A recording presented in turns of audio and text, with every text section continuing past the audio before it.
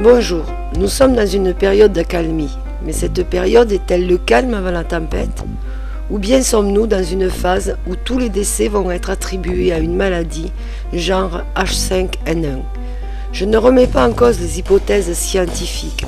Cependant, force est de constater que de nombreux troubles et questions persistent et ne trouvent toujours pas de réponse. Un exemple que je sais réel pour avoir vécu une situation identique en direct. Dernièrement, le parc de Yellowstone, où se situe un supervolcan, a fait état d'un séisme de magnitude 4.6. Mais cette information est restée en ligne quelques minutes seulement.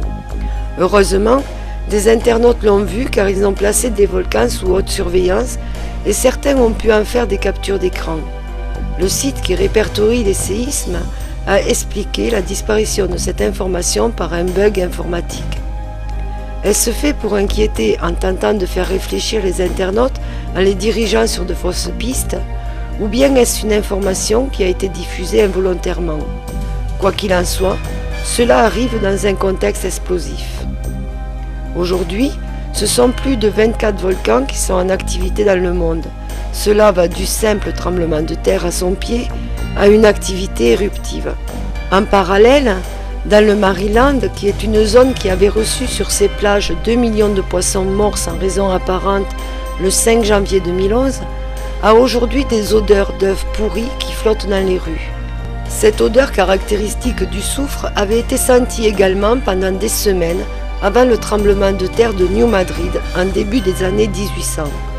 À cette époque, personne n'avait fait le lien entre l'odeur nauséabonde qui flottait dans les airs et la possibilité que la terre tremble de telle façon que le cours de la rivière Mississippi n'avait été changé. Tout comme aujourd'hui, personne ne donne d'explication à ces odeurs inhabituelles. Un peu plus haut sur la carte, c'est New York qui a des événements extraordinaires. En effet, des bouches d'égout explosent. Actuellement, le nombre est de 65 explosions, mais pourrait encore augmenter, car l'explication fournie est qu'un mélange de sel, dû à son déversement sur les routes en grande quantité par les municipalités en raison des tempêtes de neige qui sévissent aux États-Unis, mélangé à l'eau de la fonte de cette neige, coule dans les égouts et en corrodant les câbles souterrains provoque une explosion avec dans certains cas des boules de feu, suffisamment puissantes pour brûler une voiture qui était garée à proximité de l'une d'elles. À cela se rajoute encore le décès de 2 chevaux dans des conditions troublantes. Alors qu'ils paradaient pour un championnat, ils se sont effondrés au même moment. Les personnes chargées de s'en occuper se sont précipitées vers eux et ont senti comme un courant électrique. Les chevaux ont des fers qui les relient directement à la terre. Est-ce qu'ils ont reçu une décharge électrique mortelle? Les autopsies sont en cours car ce sont des chevaux qui appartenaient à un prince. Les dirigeants qui organisaient cette compétition émettent l'hypothèse d'un câble souterrain défaillant. Explication possible ou pas, je laisse votre discernement s'exercer. Quoi qu'il en soit, ce début d'année devrait avoir des répercussions sur les mois à venir, que ce soit au niveau des récoltes qui souffrent de ce froid inhabituel.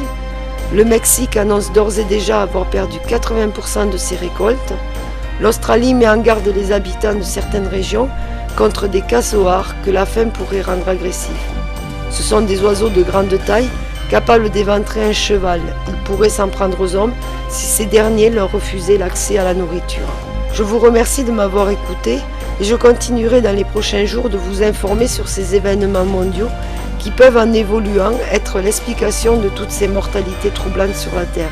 Je vous apporterai d'autres éclairages sur les théories qui sont données au cours de discussions passionnantes sur les forums ou sur les réseaux sociaux. De nombreuses personnes agissent pour trouver la vérité, s'entraidant pour la diffusion de l'information, information que je relaye au maximum sur mon blog qui est mis à jour quotidiennement.